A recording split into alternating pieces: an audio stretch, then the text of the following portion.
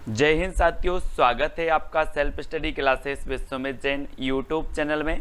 दोस्तों, आज की इस वीडियो में हम पढ़ने वाले हैं हिंदी साहित्य में आदिकाल के लगभग 100 प्रश्न, यानी कि आदिकाल का हम नामकरण पढ़ेंगे। आदिकाल की महत्वपूर्ण जितनी भी रचनाएं एग्जाम में पूछी जाती हैं वो पढ़ेंगे। आदिकाल की पंक्तियों को पढ़ेंगे। ठीक है, तो यहाँ पर आदिकाल की मेन जितने भी प्रश्न आपके बनते हैं एग्जाम में, उन प्रश्नों के बारे में पढ़ने वाले हैं और मस्ती से पढ़ेंगे, एक नंबर ट्रिक से पढ़ेंगे। ठीक है, तो पूरा वीडियो आपको जरूर देखना है, वीडियो को लाइक करना है। सुबह 9:30 बजे रोज ट्रिकी वीडियो आता है। ठीक है, रात्रि 9 बजे हिंदी का टेस्ट होता है। तो आप किसी भी एग्जाम की तैयारी कर रहे हैं, बने रहें self study classes Vishwamit Jain YouTube channel के साथ। दोस्तों, लगभग 60 से 70 वीडियो आपके हिंदी साहित्य ट्रिकी वीडियो डल चुके हैं। आप प्लेलिस्ट में जाकर के अवश्य देखें, है ना। प्लेलिस्ट में हिंदी साहित्य का इतिहास ट्रिक्स करके एक प्लेलिस्ट बनी है, वो देखें और ज्वाइन मेंबर बन के चैनल को सपोर्ट जरूर कर सकते हैं। ठीक है, तो दोस्तों वीडियो को लाइक करें, शेयर करें और बने रहें अंत तक। आदिकाल को वीर गाथा काल नाम किसने दिया है? तो ये चीज तो सभी को पता है लगभग, तो जल्दी से अगर आपसे बन रहा है तो उत्तर आपको बता देना है कि सर आदिकाल को जो वीर गाथा काल नाम दिया है वो दिया है रामचंद्र शुक्ल ने, यानी ए नंबर आपका बिल्कुल सही हो जाएगा। और यहां पर आया है वीर और यहां पर आया है राम, है ना। तो राम कैसे पुरुष थे? बोले सर वीर पुरुष थे, है ना। कैसे थे? वीर पुरुष। तो वीर गाथा काल कौन बोलेगा? रामचंद्र शुक्ल, यानी ए नंबर आपका बिल्कुल सही हो जाएगा। ठीक है, अगला है दोस्तों, आदिकाल को सिद्ध सामंत काल किसने दिया? सिद्ध सामंत काल बताना है दोस्तों। और आपको पता है कि जो पंडित लोग होते हैं, पंडित, इनके पास सिद्धि बहुत होती है। होती कि नहीं होती? अब आप लोगों को ही बताना है। पंडितों के बाद सिद्धि होती है, ये सिद्ध पुरुष होते हैं। तो ये सिद्ध सामंत काल कौन बोलेगा? कौन बोलेगा? कोई पंडित ही होगा, यानी कि पंडित राहुल सांकृत्यायन। इन्होंने कहा कि ये तो सिद्ध सामंत काल है, पंडित को तो सिद्धि ही दिखेगी, है ना। तो वो सिद्ध सामंत काल बोला इन्होंने। ठीक है, अगला देखो दोस्तों, आदिकाल को संधि काल एवं चारण काल किसने कहा? संधि काल और चारण काल। जैसे ही संधि की बात आती है दोस्तों, तो आपने रामायण देखी होगी, है ना। देखिए ना सभी ने रामायण, कि नहीं देखी? बोले सर रामायण देखी है। रावण से बार बार बोला जा रहा था कि आप संधि कर लो राम से और चरण पकड़ लो राम के, बार बार बोलते थे ना। जितने भी दूत जाते थे, अंगद गया तो उसने कहा कि आप संधि कर लो, चरण पकड़ लो, अभी भी मौका है। किसके? राम के। तो ये संधि काल और चारण काल कौन बोलेगा? कौन बोलेगा? कोई राम ही आएंगे, यानी कि राम कुमार वर्मा। ठीक है, इन्होंने दोस्तों 750 से 1000 के काल को बोला संधि काल और 1000 के बाद के काल को चारण काल नाम दिया। किसने? राम कुमार वर्मा जी ने। ठीक है, ऐसे याद रखेंगे। अगला है दोस्तों, आदिकाल को बीज वपन काल नाम किसने दिया? अब 4 विकल्प हैं दोस्तों। आपको पता है कि विश्व में अहिंसा के बीज किसने बोए? अहिंसा के बीज किसने बोए? अहिंसा की बात किसने की है? और वो की है किसने? महावीर भगवान ने। किसने की है? महावीर भगवान ने अहिंसा की बात की है, अहिंसा के बीज बोए हैं। तो यहां पर बीज बोए तो बीज वपन काल, और किसने बोए हैं बीज अहिंसा के? महावीर ने।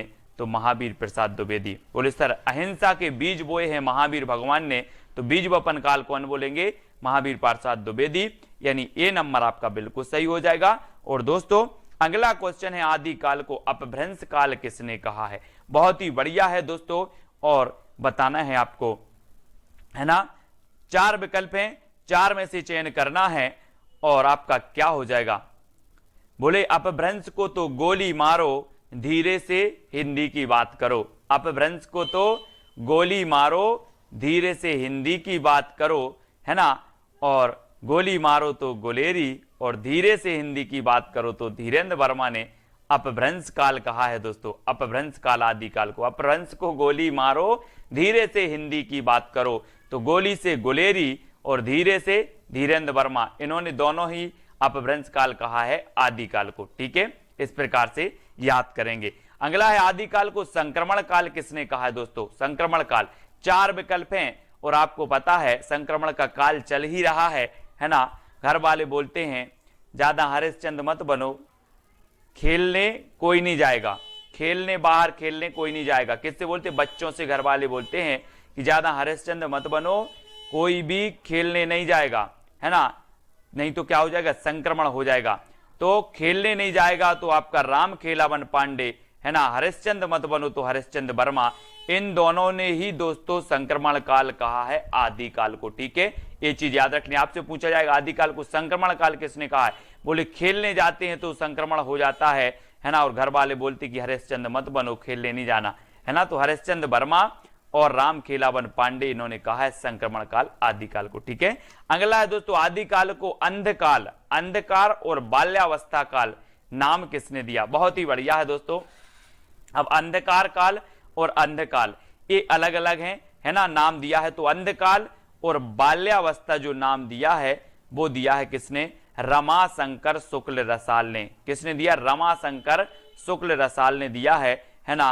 और बोले जो बाल्यावस्था में रस है वो कहीं भी कोई भी अवस्था में नहीं है, रस से रसाल। ठीक है, रसाल, बाल्यावस्था काल रसाल ने कहा है, अंधकाल भी रसाल ने कहा है।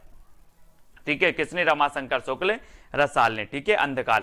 अगला दोस्तों आदिकाल को वीर काल किसने कहा है, बोले सर दुनिया में पूरे विश्व में वीर लोगों की बहुत इज्जत की जाती है ना। जो वीर होते हैं पूरे विश्व में उनका नाम होता है, उनकी क्या बचती है ना, उनकी सत्ता होती है।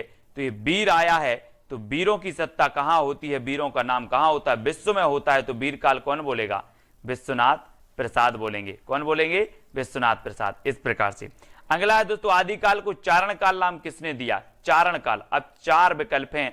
अपन लोग बोलते ना कि श्री राम के चरणों में गिर पड़े, क्या पड़े, गिर पड़े।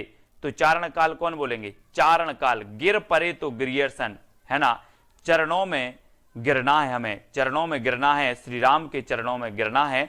तो चारण काल किसने, चरणों में गिर, चरणों में गिर तो गिरियर्सन, चरणों में गिर तो गिरियर्सन ने कहा चारण काल। और संधि काल और चारण काल किसने, राम कुमार वर्मा ने भी कहा है। ठीक है, अगला दोस्तों आदिकाल को आदिकाल नाम किसने दिया। तो आदिकाल नाम दिया तो बोले सर आदिकाल का जो उदय हुआ वो एक बार हुआ, हजारों बार नहीं होता। क्या नहीं होता, आदिकाल का उदय एक बार होता है, उसे ही हम आदिकाल बोलते, हजारों बार नहीं होता। तो आदिकाल जो नाम दिया वो हजारी प्रसाद द्विवेदी ने दिया। बोले ये आदिकाल है, आदिकाल है, एक बार नहीं मैं हजार बार बोल सकता हूं ये आदिकाल है। किसने कहा, हजारी प्रसाद द्विवेदी ने हजारों हजार बार कहा आदिकाल। ठीक है, तो इस प्रकार से आदिकाल बी नंबर आपका बिल्कुल सही हो जाएगा। आदिकाल को आधार काल किसने कहा दोस्तों, आधार बताना। यहां पर आया है आधार और किसने कहा है, किसने कहा है, तो ऐसे याद रख लेना, मोहन का आधार कार्ड, मोहन का आधार कार्ड। ठीक है, मोहन का आधार कार्ड, इस प्रकार से। ठीक है, तो मोहन से हो जाएंगे मोहन अवस्थी और आधार से आधार काल। ठीक है, आधार काल या फिर आधार कार्ड किसका, मोहन का। तो मोहन अवस्थी ने कहा है आधार काल। ठीक है, इस प्रकार से याद रखेंगे। अगला है आदिकाल को पुरानी हिंदी का काल नाम किसने दिया, पुरानी हिंदी।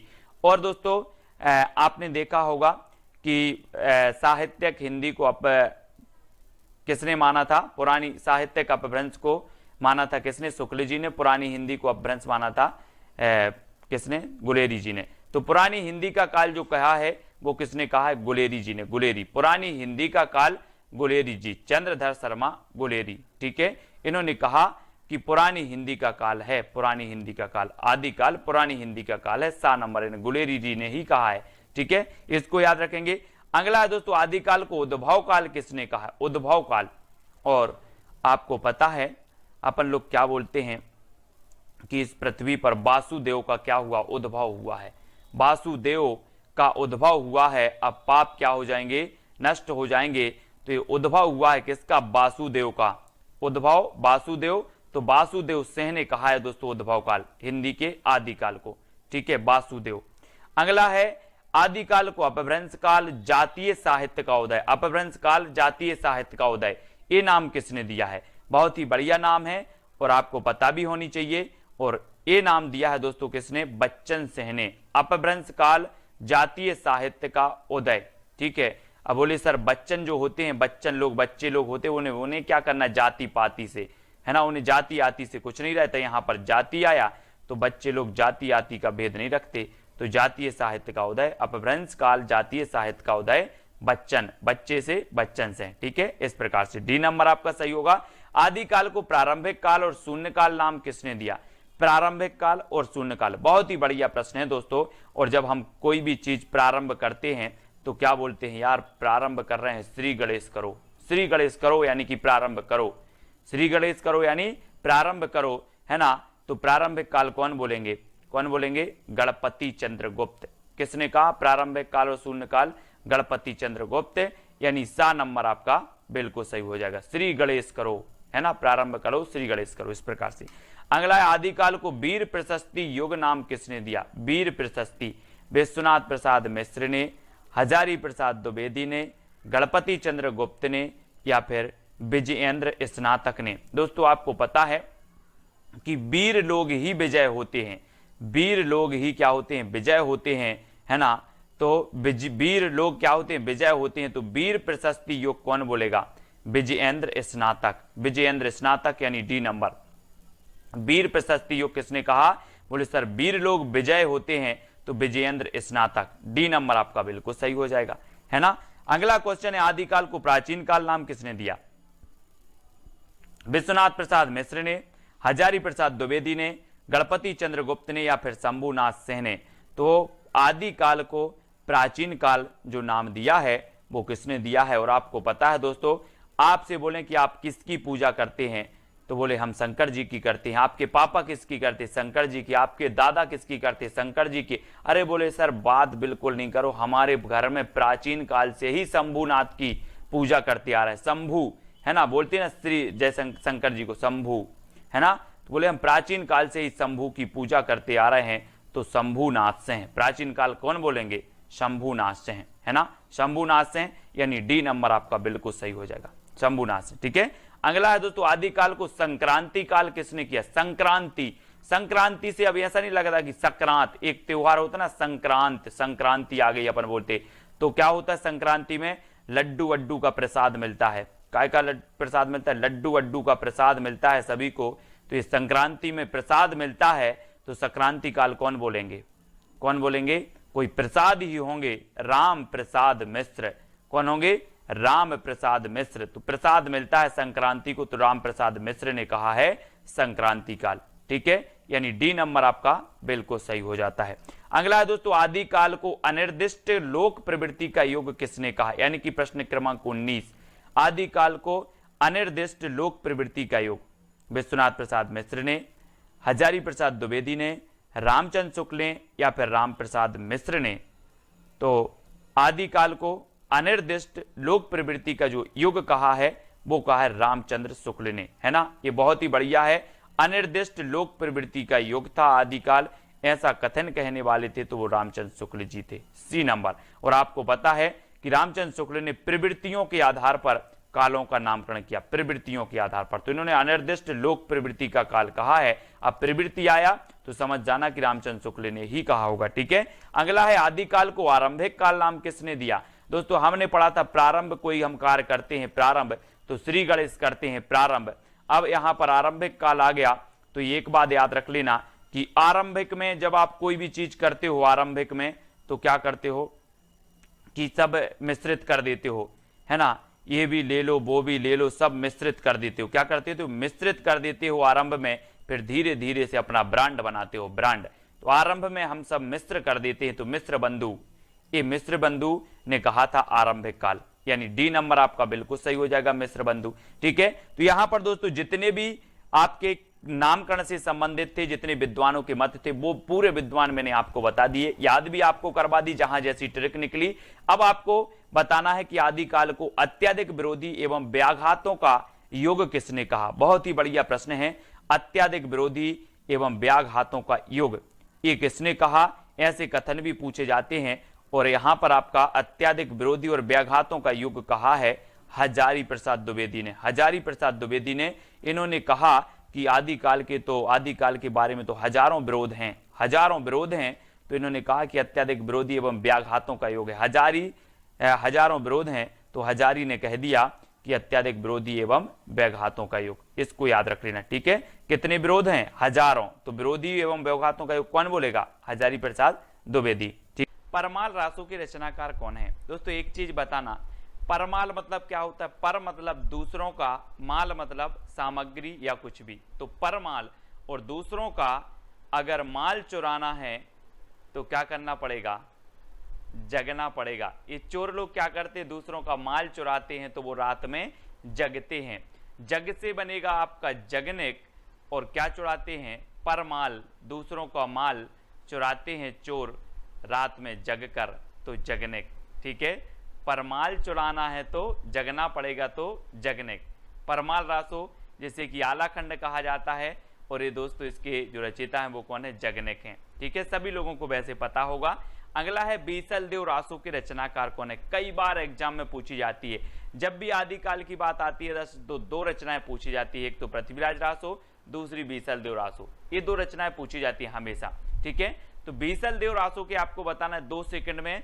और दोस्तों आपको पता है कि बीसल देव रासो के रचनाकार कौन है, वो है नरपति नाल। नरपति, और नरपति दोस्तों कितने होते हैं, है ना, 20 नहीं होते, बोले 20 पति नहीं होते, एक पति होता है ना, 20 पति नहीं होते, 20 क्या नहीं होते, पति नहीं होते, तो नरपति, 20 नरपति नहीं होते, एक होता है।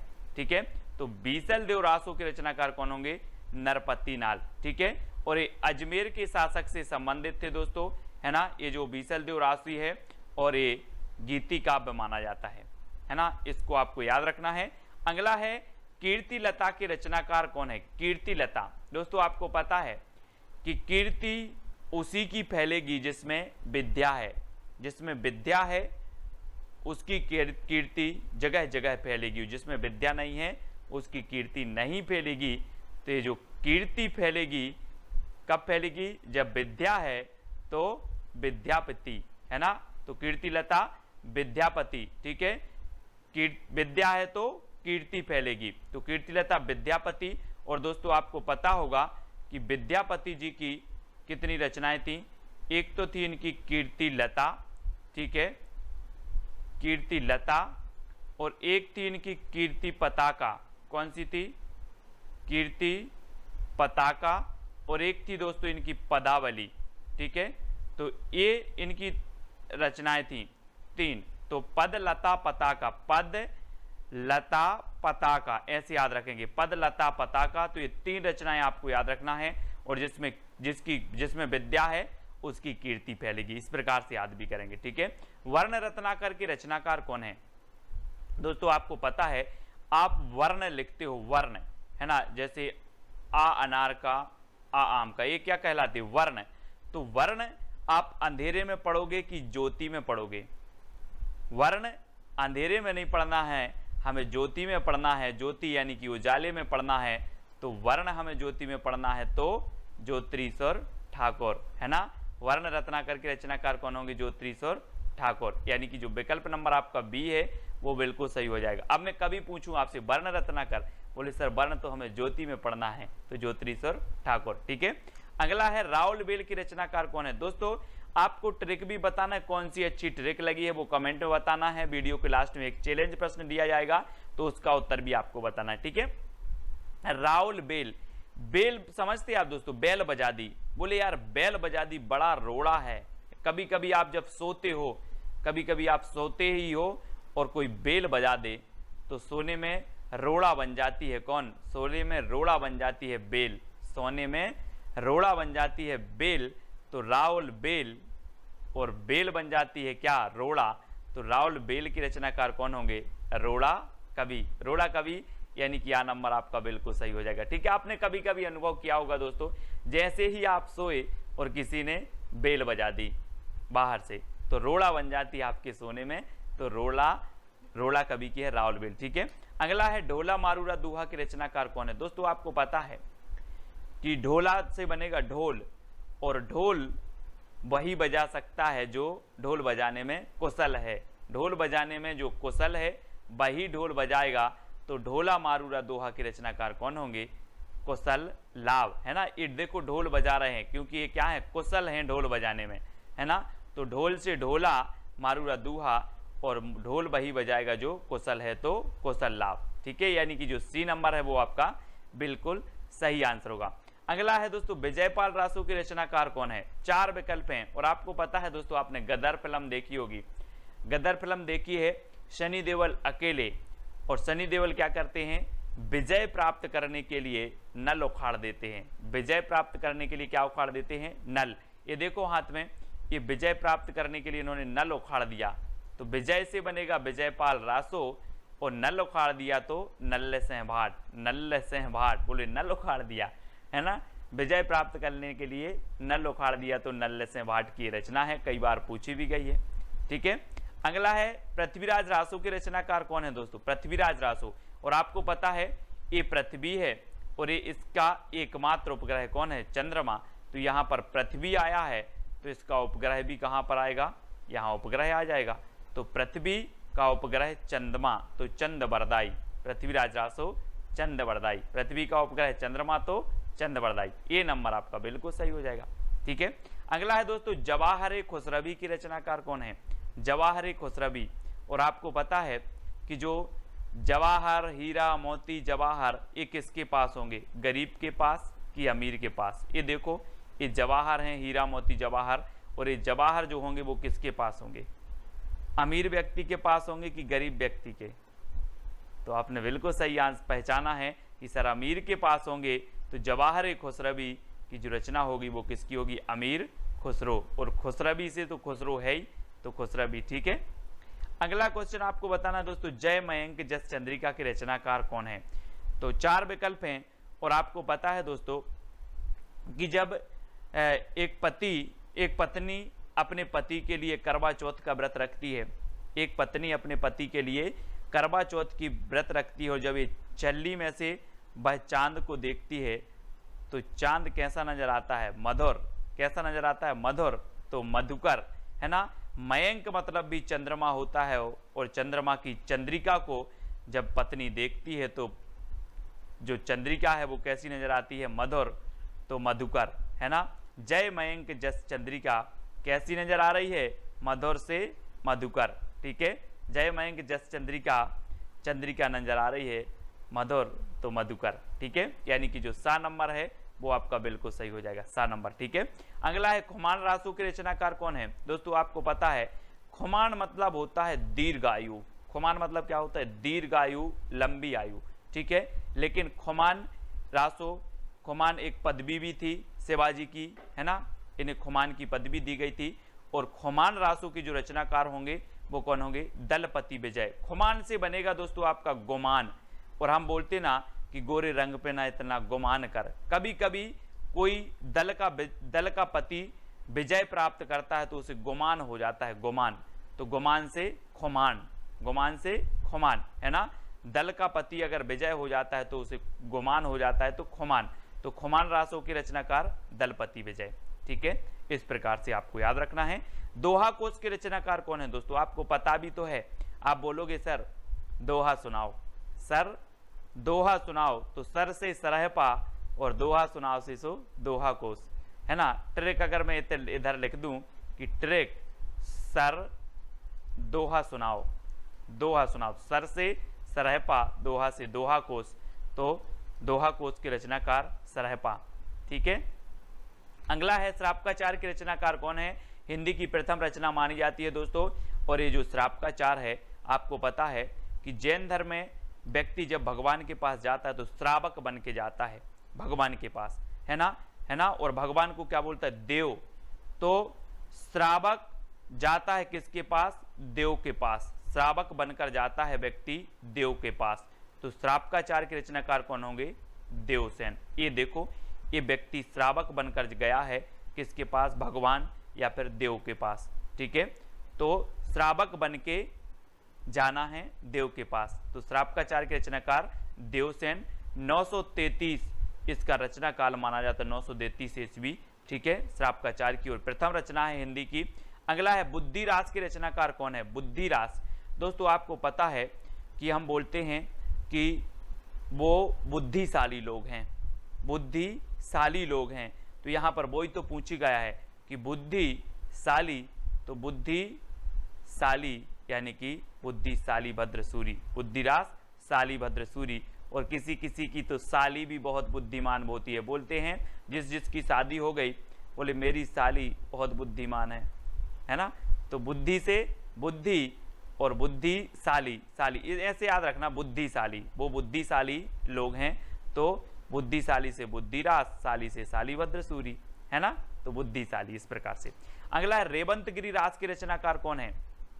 4 विकल्प में 2 सेकंड में आपको बताना है दोस्तों। आपको पता है कि रेवंतगिरी एक पर्वत था, जैन धर्म से संबंधित पर्वत है रेवंतगिरी, और रेवंतगिरी की पर विजय प्राप्त करनी थी। बहुत सारे राजा सोचते थे कि रेवंतगिरी पर क्या करनी है, विजय प्राप्त करनी है, काय पर, रेवंतगिरी पर। तो रेवंतगिरी रास की रचनाकार कौन होंगे? विजय प्राप्त करनी है तो विजय सेन सूरी। रेवंतगिरी पर क्या प्राप्त करना है? विजय, तो विजय सेन सूरी, है ना, ये विजय सेन सूरी की रचना है, यानी कि आपका जो विकल्प नंबर सी है वो सही हो जाएगा। अगला है चंदनवाला रास की रचनाकार कौन है? दोस्तों चंदनवाला, हम जब मंदिर जाते हैं तो चंदन की आस लगा के जाते हैं, चंदन की आस, चंदन की आस। ये देखो, ये महाशय चंदन की आस लगा के बैठे थे, तो इनको चंदन लग गया, तो याद रख लेना, चंदन की आस तो आसगु, चंदन की आस तो आसगु, ठीक है। चंदन वाला रास किसकी होगी? आस से आसगु, है ना, चंदन की आस, इतना याद करना, चंदन की आस तो आसगु कवि की है। कुमारपाल प्रतिबोध के रचनाकार कौन है? कुमारपाल प्रतिबोध, दोस्तों आपको पता होगा आजकल के जो कुमार हैं वो सोम रस बहुत पी रहे हैं, सोम, है ना, कुमार लोग सोम रस पी रहे हैं, तो सोम प्रभ सूरी, सोम प्रभ सूरी, इस प्रकार से याद करेंगे। कुमार लोग सोम पी रहे हैं तो सोम प्रभ सूरी, है ना, डी नंबर आपका बिल्कुल सही हो जाएगा। कुमारपाल प्रतिबोध की रचनाकार सोम प्रभ सूरी। कच्छुली रास की रचनाकार कौन है? कच्छुली रास आपको पता है दोस्तों, आपसे मैं पूछूं कच्छुली, कच्छुली बाजार गए थे कच्छुली, बोले हाँ, मैंने तिलक लगाकर प्रज्ञा ली, है ना, प्रज्ञा तिलक, है ना, इस प्रकार से मैंने प्रज्ञा ली तिलक लगाकर, तो प्रज्ञा तिलक कच्छुली रास। बोले कच्छुली रास, कच्छुली, तो बोले हाँ ली, प्रज्ञा ली, प्रज्ञा, है ना, तो प्रज्ञा तिलक, कच्छुली प्रज्ञा तिलक, प्रज्ञा तिलक। ये देखो, ये तिलक लगाकर क्या ले रहे हैं? प्रज्ञा ले रहे हैं, प्रज्ञा यानी कि प्रतिज्ञा, है ना, वही ले रहे हैं, तो कच्छुली बोले प्रतिज्ञा ली तिलक लगाकर, ठीक है, इस प्रकार से। जयचंद्र प्रकाश के रचनाकार कौन है दोस्तों? 4 विकल्प हैं, और आपको पता है दोस्तों कि केदारनाथ में हमें क्या करना है? चंद्रमा का प्रकाश करना है। केदारनाथ में चंद्रमा का प्रकाश करना है, तो चंद्र से चंद्रमा, और चंद्रमा का प्रकाश कहाँ करना है? केदारनाथ में, तो केदार भट्ट। चंद्रमा का प्रकाश करना है कहाँ? केदारनाथ में, तो केदारनाथ भट्ट, केदार भट्ट की रचना है जयचंद्र प्रकाश। जय मयंक जस चंद्रिका ये मधुकर की है ना, और जयचंद्र प्रकाश ये केदार भट्ट की है, ठीक है। अगला है दोस्तों हमीर रासों के रचनाकार कौन है? दलपति विजय, सारंगधर, केदार भट्ट या फिर सोमप्रभ सूरी। तो हमीर रासों कई बार पूछी गई है, याद रख लेना, ये सारंगधर की है। किसकी है? सारंगधर, ठीक है, हमीर रासो सारंगधर।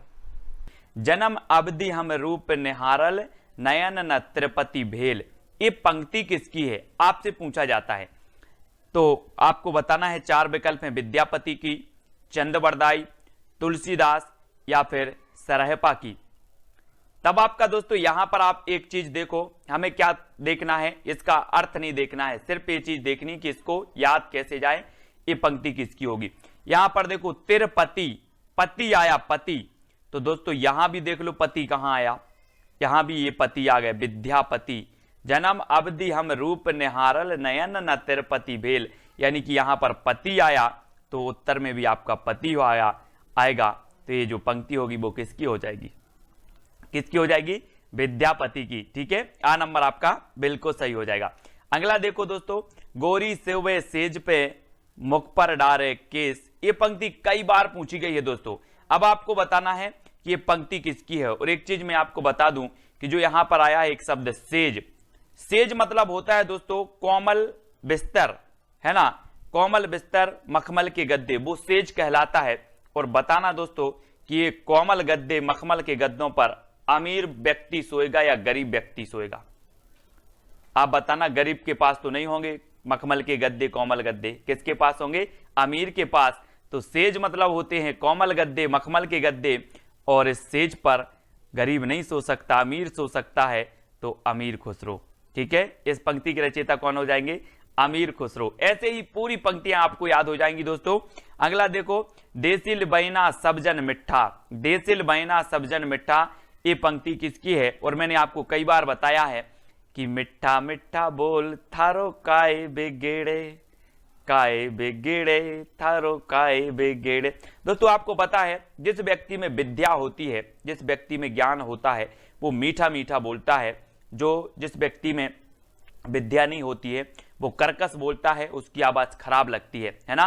तो आपके अंदर भी विद्या है और आपको कैसा बोलना है? मिठा मिठा बोलना है। तो याद रख लेना, मिठा मिठा वो बोलता है जिसके अंदर विद्या होती है। तो ये देसिल बैना सबजन मिठा, ये किसकी पंक्ति हो जाएगी? किसकी होगी? विद्यापति की। ठीक है, और इनकी रचनाएं कौन सी हैं? पद लता पताका पदावली, कीर्ति लता कीर्ति पताका कीर्ति लता, और कीर्ति पताका अभट्ट भाषा में है, पदावली मैथिली भाषा में है। याद रख लेना है दोस्तों। और देसिल बैना सबजन मिठा, यानी कि मिठा मिठा, ये विद्यापति। ठीक है, आ नंबर आपका सही होगा। मैथिल कोकिल भी इन्हें कहा जाता है, कोकिल के जैसा बोलते हैं दोस्तों ये। ठीक है, इस प्रकार से याद रखेंगे। अगला है पुस्तक जल्लड़ हाथ दई चल गज्जन निरपकाज। तो ये 4 विकल्प हैं, आपको पता है दोस्तों। जल्लड़ था किसके पुत्र का नाम? चंद बरदाई के पुत्र का नाम था जल्लड़, है ना। और चंद बरदाई ने पृथ्वीराज रासो की क्या की है? रचना की है, पृथ्वीराज रासो की। उसके कुछ अंक छूट गए थे तो अधूरा था, तो उसको जो पूरा किया पृथ्वीराज रासो को जल्लड़ ने किया है ना। तो दोस्तों जल्लड़ को पुस्तक हाथ में देकर वो नृपकाज यानी कि राजा के काज में चले गए थे। तो वो है यहां पर कि पुस्तक जल्लड़ हाथ दे चली गज्जन नृपकाज। तो कौन चले गए थे? चंद बरदाई। और जल्लड़ नाम था चंद बरदाई के पुत्र का, इसलिए इस पंक्ति के जो रचयिता होंगे वो कौन होंगे? विकल्प नंबर बी, यानी कि चंद बरदाई।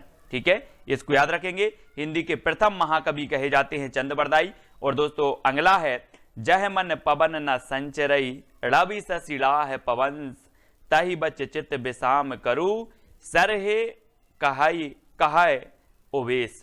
तो यहां पर देखो दोस्तों, बहुत ही अच्छे से पंक्ति पढ़ना है। और यहां पर आ रहा है सरहे कहाय, मतलब सरहे मतलब सरहपा, है ना। तो सरहे से क्या बनेगा आपका? सरहपा। तो देखो सरहपा कौन सा है? डी नंबर, है ना। जह मन पवन न संचरई रवि सशिला है पवंस, ये यहां पर आ गया आपका सरहे। और सरहे को हमने पकड़ लिया और सरहे से बनेगा सरहपा। तो ये पंक्ति किसकी हो जाएगी? किसकी होगी? सरहपा। सरहपा यानी डी नंबर आपका बिल्कुल सही हो जाएगा। ठीक है, हिंदी के प्रथम कवि माना है राहुल सांकृत्याय ने सरहपा को, है ना। और इनकी एक बहुत ही प्रसिद्ध रचना है कौन सी? दोहा कोश। इनको याद रखेंगे। अगली पंक्ति आपको बताना है दोस्तों, जोई जोई पिंडे सोई ब्रह्मांडे।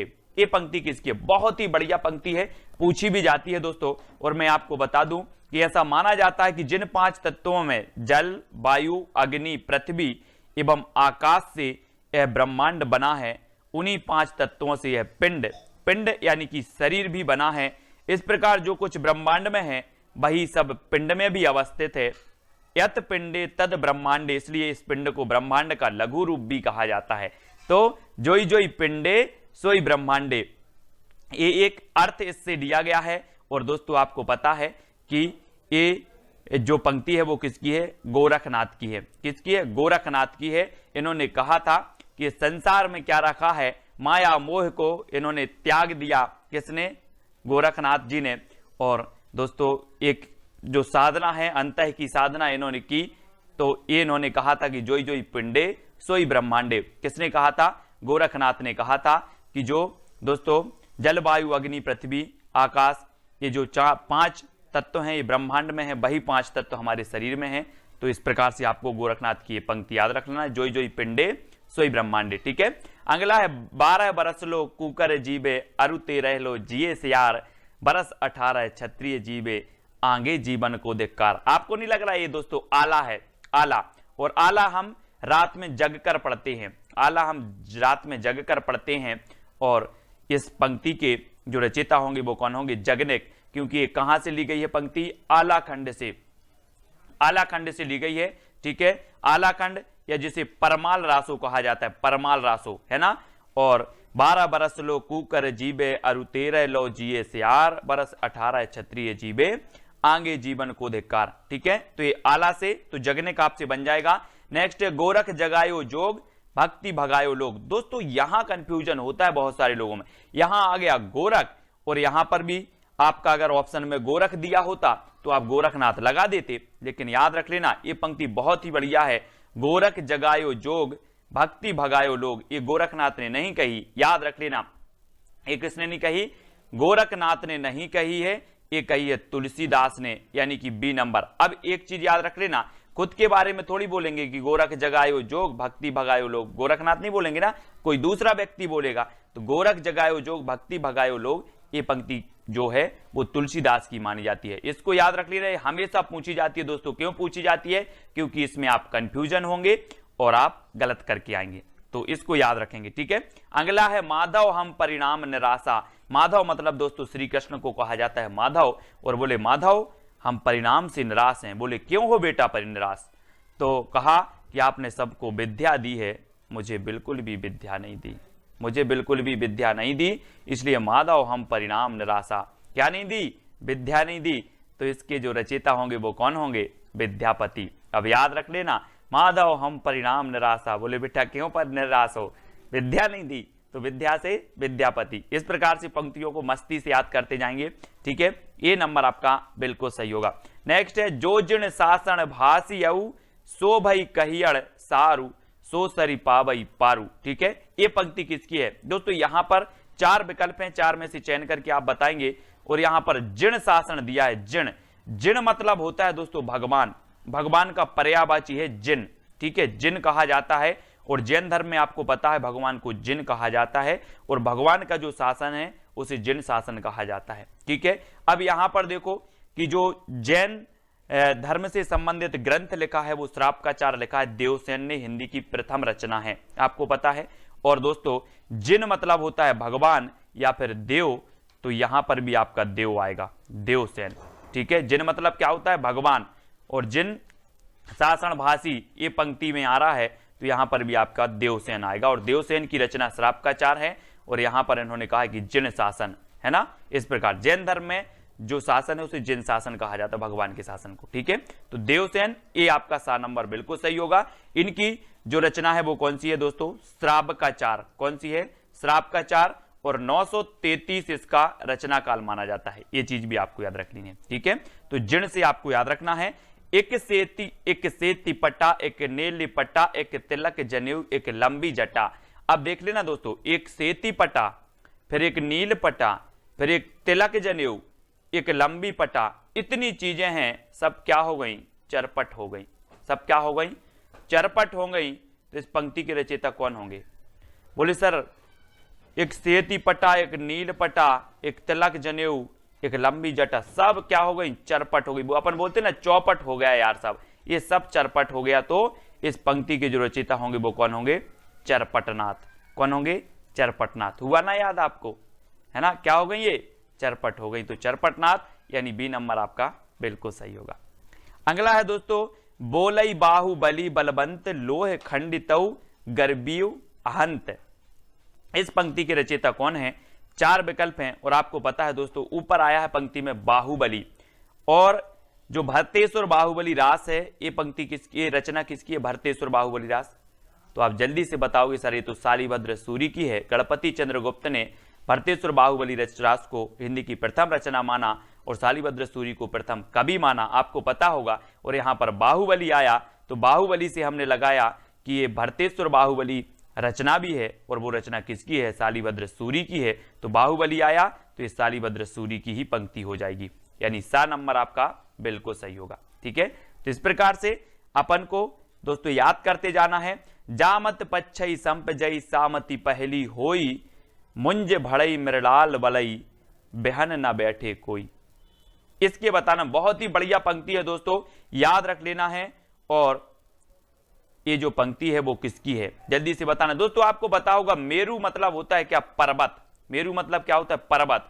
और आपने देखा होगा कि हमारे विभिन्न जो भगवान हुए हैं वो पर्वत पर तपस्या करने गए, तपस्या करने गए। अब इसका अर्थ नहीं लेना कि पंक्ति का क्या है, मैं सिर्फ याद करवा रहा हूं। ठीक है, जामति पच्छई संपजई सामति पहली हुई, ये कहां गए? पर्वत पर तपस्या करने गए दोस्तों भगवान। और इन्होंने कहा कि जो आज मैं तपस्या करने यहाँ आ गए हूं, ऐसी मति हमारी पहले हो जाती। कौन बोल रहे हैं? मेरू यानी कि पर्वत, है ना। तो इस प्रकार से याद रखेंगे। और ये मेरु तुंग की रचना है ना। ये कई बार पूछी गई, इसको याद रख लेना दोस्तों। जामति पंचई संपजई, सामति पहली होई, मुंज भड़ई मृलाल बलई, बेहन ना बैठे कोई। ठीक है, तो ये सा नंबर आपका बिल्कुल सही हो जाएगा। अगला है प्रिय पृथ्वीराज नरेश जोग, बज्जिए केस सुदेश। ये पंक्ति किसकी है दोस्तों? अब देखना यहां पर क्या आया है, 4 विकल्प में से आप चयन करके बताएंगे। और यहां आया है पृथ्वीराज। क्या आया है? पृथ्वीराज। और पृथ्वीराज रासो तो चंद्रबरदाई की रचना है कि नहीं? है। तो यहां पर पृथ्वीराज आया है और पृथ्वीराज से सीधा आप चंद्रबरदाई पर पहुंच जाओ। प्रिय पृथ्वीराज नरेश जोग, बज्जिए केस सुदेश। तो ये पंक्ति किसकी हो जाएगी? चंद्रबरदाई की। कैसे याद किया? बोले हमने पृथ्वीराज को पकड़ा शब्द को, और शब्द को पकड़ा और हमने देखा कि पृथ्वीराज रासो तो चंद्रबरदाई की रचना। ठीक है, इस प्रकार से। नेक्स्ट है बोलई कुयल अंबेयम कलिलाई कलिलाई, कांकड़ी चंचरी रूढ़ रोटई। ये पंक्ति किसकी है दोस्तों? आपको पता है कि यहां पर आया है क्या? कली।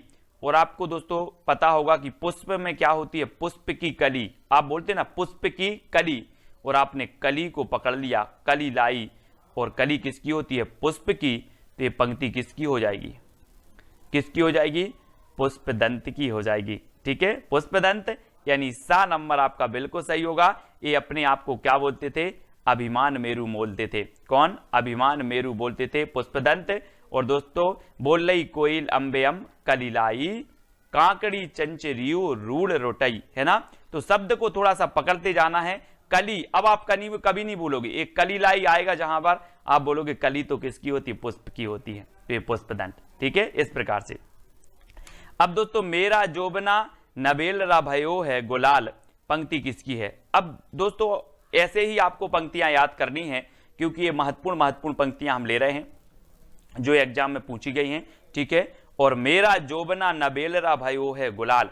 अब एक चीज बताना दोस्तों कि अगर किसी अमीर व्यक्ति के पास कोई ललना होता है या किसी बच्चे का जन्म होता है, तो अमीर व्यक्ति क्या करता है? गुलाल उड़ाता है, जश्न मनाता है। और किसी गरीब के पास होता है तो पता ही नहीं चलता कि क्या हो गया। ऐसा ही ना।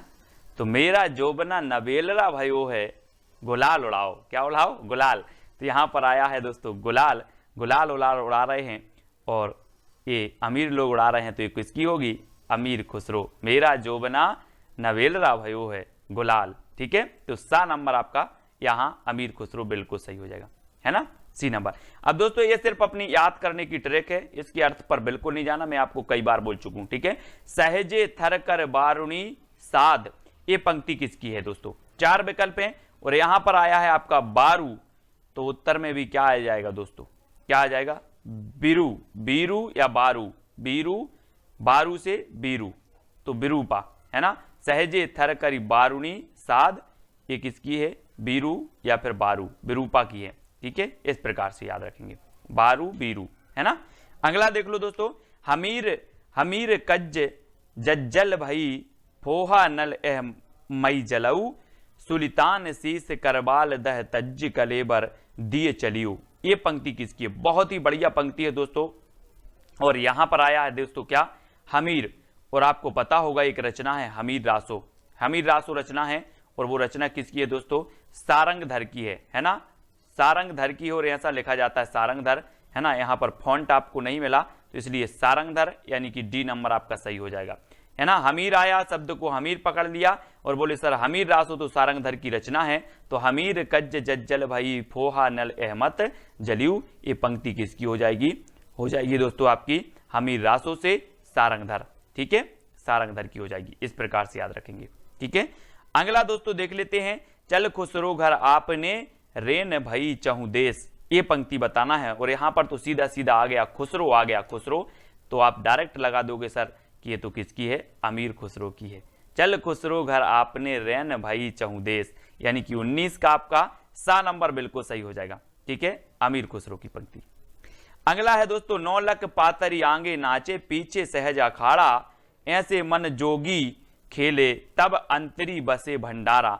ये पंक्ति किसकी है दोस्तों? गोरखनाथ ने कहा कि व्यवहार प्रधान एक शब्दी में गोरखनाथ ने कहा है कि हंसना खेलना और मस्त रहना चाहिए। काम क्रोध का साथ नहीं करना चाहिए, हंसना खेलना और गीत गाना चाहिए। ये किसने कहा है? गोरखनाथ ने कहा है। और ये गोरखनाथ की पंक्ति है, 9 लख पातरी आंगे नाचे पीछे सहज अखाड़ा, ऐसे मन जोगी खेले तब अंतरी बसे भंडारा, है ना। तो ये पंक्ति गोरखनाथ की है और ये डी नंबर आपका बिल्कुल सही हो जाएगा। आपका आज का पहला प्रश्न है, एक नारी ने अचरज किया, सांप मार पिंजरे में दिया, ज्यों ज्यों सांप ताल को खावे, सूखे ताल सांप मर जावे। अब आपको बताना है दोस्तों ये पंक्ति किसकी है। और जब अचरज किया है, एक नारी ने सांप मार दिया है, तो आपको पता है क्या होगा?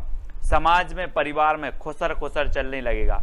आपने देखा होगा परिवार में खुसर खुसर, कोई घटना घट जाती तो खुसर खुसर चलने लगता ना, ऐसा ही खुसर खुसर चलने लगा। जब एक नारी ने अचरज किया और सांप मार पिंजरे में दिया तो खुसर खुसर चलने लगा। तो इस पंक्ति के रचयिता कौन होंगे? ये पंक्ति किसकी होगी? खुसर खुसर चलने लगा तो अमीर खुसरो, यानी डी नंबर आपका बिल्कुल सही हो जाएगा। ठीक है ना फनी ट्रिक। दोस्तों आपको बताना है, अब पंडिये सैल सत्य बखाणई, देह ही बुद्ध बसंत न जानई। अब दोस्तों एक चीज बताना है, पंडिये और पंडित, और पंडित राहुल सांकृत्यायन ने हिंदी का प्रथम कवि किसे माना है? यहाँ पर आ रहा है पंडिये और हम इसका ले लेंगे पंडित, और पंडित ने किसे माना है? सरहपा को। तो ये पंक्ति भी किसकी होगी? सरहपा की होगी। बोले पंडिये सयल सत्य बखाणई, देह ही बुद्ध बसंत न जाने। अब दोस्तों इसमें आपको अर्थ बिल्कुल नहीं लेना, पंक्ति का अर्थ क्या है, हमें ट्रिक निकालना है कि हमें याद कैसी हो रही, माइंड में कैसे सेट हो रही कि ये किसकी है। ठीक है, वो चीज देखना है। तो यहाँ पर पंडिये और पंडिये से होगा पंडित, और पंडित ने राहुल सांकृत्यायन ने सरहपा को हिंदी का प्रथम कवि माना, तो ये पंक्ति भी किसकी हो जाएगी? सरहपा की हो जाएगी। ऐसे याद कर लेंगे। अगला है दोस्तों, किसका बेटा किसकी बहू, आप स्वार्थ मिलिया सहू। आपने देखा होगा दोस्तों, आपका जीवन निकल जाता है, मेरा बेटा मेरी बहू, है ना। आप जितना छोड़ के जाते हो, जितना छोड़ के आपकी मृत्यु हो जाती है, आप बहुत सारा धन छोड़ के जाते हो, ये बेटा और बहू सब चरपट कर देते हैं। क्या कर देते हैं? चरपट कर देते हैं। तो किसका बेटा किसकी बहू, आप स्वार्थ मिलिया सहू, सब चरपट कर देते हैं। तो ये पंक्ति भी किसकी हो जाएगी? चरपटनाथ की। यानी कि आपका जो ए नंबर है वो बिल्कुल सही हो जाएगा। दोस्तों आपको पूरा वीडियो जरूर देखना है, आपको सारी पंक्तियां याद हो जाएंगी। अबदू रहिया हाटे बाटे, रूस बरस की छाया, तजबा काम क्रोध लोभ मोह संसार की माया। आपको पता होगा दोस्तों, आदि काल में क्रोध मोह लोभ तजबे की बात किसने की है? किसने की है? बोले इनसे मुक्त हो जाओ और भगवान की साधना करो। किसने की है? गोरखनाथ, है ना। गोरखनाथ नाथ संप्रदाय के प्रमुख थे और इन्होंने कहा है कि काम क्रोध लोभ मोह ये सब संसार असार है ना। यही कहा है, भगवान की भक्ति करो। तो दोस्तों ये किसने कहा है? गोरखनाथ ने आदिकाल में कहा है ना। तो गोरखनाथ की ये पंक्ति हो जाएगी ए नंबर। ठीक है, अगला देखते हैं दोस्तों, बाल चंद बिजावई भाषा, दुह नहीं लग गई दुज्जन हासा। ये पंक्ति किसकी होगी? दोस्तों आपको पता है कि बाल आया, यहाँ पर बाल को पकड़ लो, और बाल काल से ही हम विद्या का अर्जन करते हैं। बाल काल से क्या करते हैं? बोले सर हम बालापन से, बाल काल से ही, बाल्यावस्था से ही विद्या का अर्जन करते हैं। तो इस बाल चंद जो पंक्ति होगी ये किसकी होगी? विद्या का अर्जन करते हैं तो विद्यापति। किसकी होगी? विद्यापति। और विद्यापति को मैथिल कोकिल कहा जाता है ना। आपने इनकी देसिल वो सबजन मिठा, आपने इनकी एक पंक्ति पढ़ी होगी, मैंने आपको बताई थी, है ना। तो इसको भी याद रखेंगे।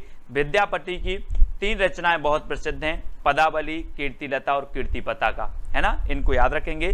तो बाल को बालचंद पकड़ना है, बाल। ठीक है, अगला है नाद ना बिंदु ना रवि शशि मंडल, चिए राय सहाबे मोकल। अब दोस्तों एक चीज बताना है, मैं अगर बोलूं कि ना नाद है मेरे सर पे, ना बिंदु है, ना रवि की छाया है, ना शशि की छाया है, कुछ भी नहीं है मेरे सर पर, तो सर पर नहीं है तो पंक्ति किसकी हो जाएगी? सर पर नहीं है तो सरहपा, सर पर नहीं है तो सरहपा। ना नाद है, ना बिंदु है, ना रवि है, ना शशि है, कुछ भी नहीं है मेरे सर पर, तो सरहपा। इस प्रकार से याद रखेंगे। थोड़ी सी हिंट आपको चाहिए और आपको याद हो जाएगा, यानी बा नंबर आपका बिल्कुल सही हो जाएगा। ठीक है। अब दोस्तों अगला है रावण जायऊ जई जही देही दह मोह एक शरीरू चिंता विये तई यही जड़ली कबड़ू पियाबऊ खीरू। ये पंक्ति किसकी है? यहां पर दोस्तों आपको कुछ नहीं करना है, रावण को पकड़ना है। और कहा जाता है कि जो रावण था वो बहुत सूरवीर था। कैसा था? सूरवीर था, शक्तिशाली था, है ना, सूरी था। तो दोस्तों रावण की बात हो रही हो, रावण कैसा था? सूर था, तो सूर से बनेगा सूरी। क्या बनेगा? सूरी। तो ये पंक्ति किसकी हो जाएगी? सोमप्रभ सूरी की। ठीक है। रावण कैसा था आपको पता भी होगा कि रावण को कोई जीत नहीं सकता था, है ना। और रावण का जब भेद बताया विभीषण ने, तब राम ने रावण का वध कर पाए, है ना। तो इस प्रकार से रावण क्या था? सूर था, तो सोमप्रभ सूरी की पंक्ति हो जाएगी। इस प्रकार से याद करेंगे। ठीक है। अगला है दोस्तों 9 लख पातर आगे नाचे पीछे सहज अखाड़ा ऐसे मन ले जोगी खेले तब अंतरी बसे भंडारा। अब यहां पर कुछ नहीं पकड़ना है, एक पद पकड़ना। 9 लख पातर, दोस्तों आपको पता है 9 लाख की पातर। गौर करो इस पे जरा। बोले सर 9 लाख की पातर कैसे हो सकती है? गौर किया आपने? गौर किया तो गोरखनाथ की, ये बनेगा गौर। बोले सर हमने गौर किया तो ये गोरखनाथ की पंक्ति होगी। 9 लाख पातरी, 9 लाख पातरी, गौर किया तो गोरखनाथ की पंक्ति, यानी कि आ नंबर आपका बिल्कुल सही हो जाएगा। ठीक है। हो रहा ना याद? सारी पंक्तियां याद हो जाएंगी दोस्तों। मनहु कला शशिभान कला 1600 बन्निये बाल बैस सासीत समीप अमृत रस पिन्निये। अब यहां पर देखो दोस्तों क्या आ रहा है? शशि और सासी। तो शशि मतलब क्या होता है? चंद्रमा। शशि चंद्रमा का क्या होता है? क्या होता है? अपन ऐसे ही अर्थ नहीं ले रहा है इसका कुछ भी, अपन तो याद करने की ट्रिक निकाल रहे हैं। बोले सर शशि तो चंद्रमा का पर्यायवाची, और यहाँ पर शशि आ गया, तो शशि चंद्रमा का है, तो ये पंक्ति किसकी होगी? चंद्रवरदाई। किसकी होगी? चंद्रवरदाई। मनाहू कला शशिभान कला 1600 बन्नी है। शशि आया, शशि, शशि चंद्रमा का पर्यायवाची है, तो बोले चंद्रवरदाई, यानी कि सा नंबर आपका बिल्कुल सही हो जाएगा। ठीक है। अगला है दोस्तों सदा तरइये ना बन कूले यारो सदा ना सावन होए स्वर्ग मड़ैया सब काहू को यारो सदा ना जीवे कोई। ये पंक्ति किसकी है? दोस्तों एक चीज बताना कि दूसरों के माल पर माल, यानी कि दूसरों के माल पर सदा सावन होता क्या? नहीं होता। आप एक बार सावन मना लोगे, अगर किसी का आपको माल मिल जाए, किसी की सामग्री मिल जाए, एक बार सावन मना लोगे, सदा सावन नहीं होगा। तो यारो सदा न सावन होए, किसके माल पर? परमाल पर। तो एक पंक्ति कहां से ली जाएगी? परमाल रासो। कहां से? परमाल रासो। और ये नंबर आपका बिल्कुल सही होगा। और परमाल रासो को आलाखंड भी कहा जाता है, और इसकी रचयिता कौन है? जगनेक, है ना। आपने एक पंक्ति पढ़ी होगी, 12 बरस लो कूकर जीवे और 13 लो जिए से आर बरस 18 क्षत्रिय जीवे आंगे जीवन को धिक्कार, है ना। तो आपको याद रख लेना है दोस्तों कि जब तक जी रहे हैं जग में, है ना, जग में, बोले जी लो रे जग में 12 बरस लो क्षत्रिय जीवे, तो जी लो रे जग में। तो ये 12 बरस लो, ये जगनिक की पंक्ति है। और ये यारो सदा ना सावन हो, परमाल पे सदा सावन नहीं होता, तो परमाल रासो। ठीक है, इसको याद रखेंगे।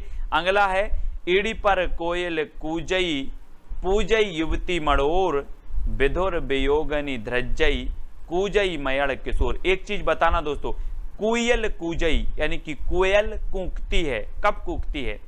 जब कोयल कूकती है तो आप समझ जाते हो कि बसंत ऋतु आ गई। समझ जाते ना। तो ये कहां से ली जाएगी? कहां से ली जाएगी? बसंत विलास से कि पृथ्वीराज रासो से?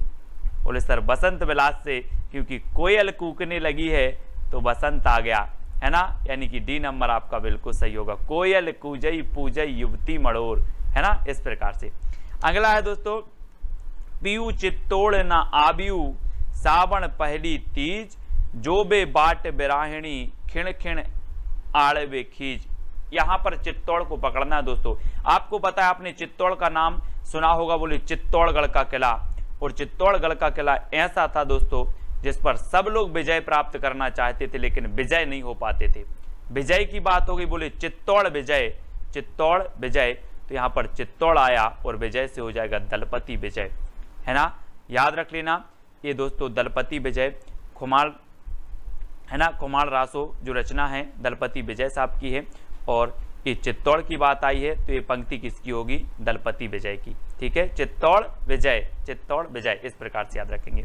अगला है बज्जिए घोर निशान रान चौहान चहु दिसी, और यहाँ पर चौहान आ गया तो आप आंखें बंद करके किसका लगाओगे, किसका लगा दोगे, बोले सर वो तो किसकी है, बीसल देव रासो, है ना, क्योंकि पृथ्वीराज चौहान और पृथ्वीराज रासो, ये बीसल देव रासो नहीं, पृथ्वीराज रासो, और सा नंबर आपका ये चंद्रबरदाई की पंक्ति हो जाएगी, बज्जिए घोर निशान रान चौहान चहु देसी, सा नंबर। ठीक है, अगला है दोस्तों गंगा जमुना मझोरे बहर नाई ताही बुडीली मातंगी पोई आली ले पार गई। ये पंक्ति किसकी है दोस्तों, आपको पता है गंगा और जमुना दो नदियां हैं, गंगा और जमुना क्या नदियां हैं, दो से बनेगा डो, दो से बनेगा डो, तो गंगा जमुना मझोरे डो भी पा, कौन है, डो, ये देखो डो यानी दो, तो डोम्बिपा।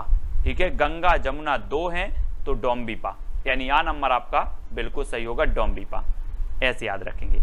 ठीक है, अगला दोस्तों आपको बताना, मैं बता दूं कि पंक्तियों को निकालने की कोई ट्रिक नहीं है, वो तो आपको याद करवाने का एक माध्यम है कि आपको थोड़ी बहुत जो है हिंट मिले और आप सही करके आओ पेपर में, है ना। का आ तरुवर पंच बिडाल, ये पंक्ति किसकी है दोस्तों, का आ से बनेगा काया, और काया में हम क्या करते हैं, विभिन्न प्रकार के लेप लगाते हैं, कोई पाउडर लगाता है, कोई क्रीम लगाता है, लेप लगाते ना, तो काया में हम लेप लगाते हैं, तो काया से बनेगा लुईपा, लुईपा लेप यानी लुईपा, है ना, काया को लुईपा, काया को लुईपा, तो काया तरुवर पंच बिडाल, ये पंक्ति किसकी हो जाएगी, लुईपा की, और सा नंबर आपका बिल्कुल सही होगा। ठीक है, अगला देख लेते हैं दोस्तों, एकड़ा के जई मंत्रणा तंत्र। अब ये पंक्ति किसकी, 2 सेकंड में आप बताएंगे, और मैं आपको बता दूं कि जो मंत्र तंत्र होते हैं वो नाक में फूंके जाते हैं कि कान में फूंके जाते हैं, जल्दी बताओ, बोले सर कान में फूंके जाते हैं मंत्र तंत्र, कान में फूंके जाते हैं तो कंडपा, कान में फूंके जाते हैं तो पंक्ति किसकी हो जाएगी, कंडपा की।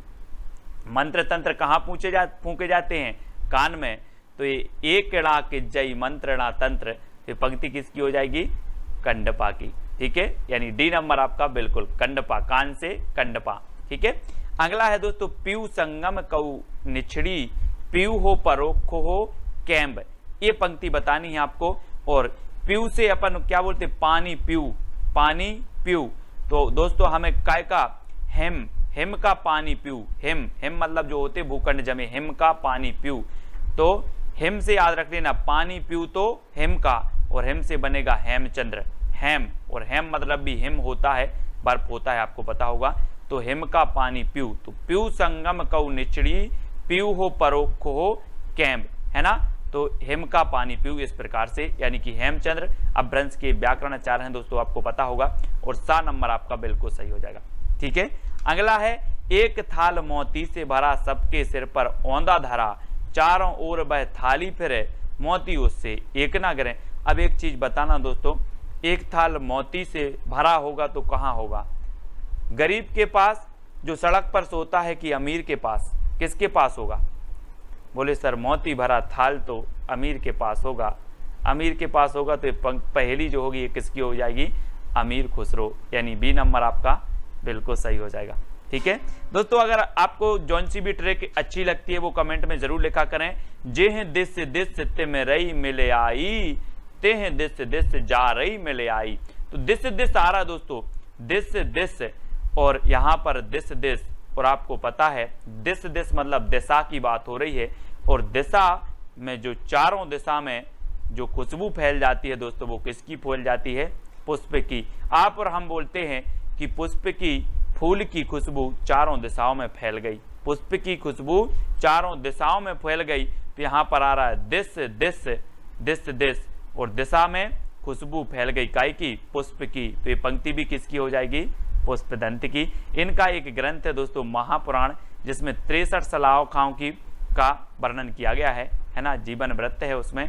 और दोस्तों ये जो पुष्पदंत हैं ये अपने आप को अभिमान मेरु कहते थे, अभिमान मेरु, इनको भी याद रखेंगे पुष्पदंत जी को, ठीक है। और इनकी पंक्ति है, जेह दिस दिस तिम रई मिले आई, तेह दिस दिस जा रही मिले आई, ठीक है। तो दिस दिस आया मतलब आपको पुष्पदंत लगाना है, ठीक है। अगला है दोस्तों, पुरुष कहानी हो कहो जसु बत्थे पुण्य। अब एक कहानी आया है दोस्तों यहाँ पर, कहानी, और कहानी आपको पता है कहानी को अबहट्ट में कहा जाता है कहानी, कहानी को अबहट्ट में कहानी कहा जाता है। और अबहट्ट की हमने दो रचनाएं पढ़ी हैं, कीर्तिलता और कीर्ति पताका, और ये दो रचनाएं किसकी हैं, विद्यापति की। और यहाँ पर कहानी आया है और कहानी अबहट्ट में कहा जाता है, तो बोले सर दो रचनाएं हैं विद्यापति की, कीर्तिलता और कीर्ति पताका, तो ये पंक्ति भी किसी की होगी, किसकी होगी, विद्यापति की, है ना। विद्यापति यानी कि ये कीर्तिलता से ले गई है दोस्तों, पुरुष कहानी हो कहो जसु पत्थैवे पुण्य, तो ये कीर्तिलता से ली गई है। कहानी आया और कहानी हमने पकड़ लिया कि कहानी अबहट्ट में कहा जाता है, और अबहट्ट की रचना दो ही हैं, कीर्तिलता और कीर्ति पताका, तो ये कीर्तिलता से ली गई है और ये विद्यापति की पंक्ति हो जाएगी।